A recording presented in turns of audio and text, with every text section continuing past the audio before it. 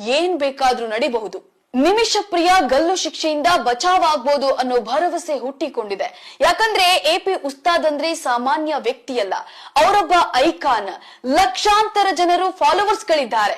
ಕೇರಳದಲ್ಲಂತೂ ಅತಿ ಪ್ರಭಾವಿ ವ್ಯಕ್ತಿ. ಅವರ ಅನುಯಾಯಿಗಳು ಇವರನ್ನ ಗ್ರ್ಯಾಂಡ್ ಮುಫ್ತಿ ಅಂತ ಕರೀತಾರೆ. ಅಖಿಲ ಭಾರತ ಮುಸ್ಲಿಂ ವಿದ್ವಾಂಸರ ಸಂಘದ ಪ್ರಧಾನ ಕಾರ್ಯದರ್ಶಿಯೂ ಆಗಿದ್ದಾರೆ. ಹಲವಾರು ವರ್ಷಗಳಿಂದ ಅನಾಥ ಮಕ್ಕಳ ಪಾಲನೆಯನ್ನ ಮಾಡ್ತಾ ಇದ್ದಾರೆ. ಶಿಕ್ಷಣ ಮತ್ತು ಸಮಾಜ ಸೇವೆಯಲ್ಲಿ ಬಹುದೊಡ್ಡ ವ್ಯಕ್ತಿಯಾಗಿ ಗುರುತಿಸಿಕೊಂಡಿದ್ದಾರೆ.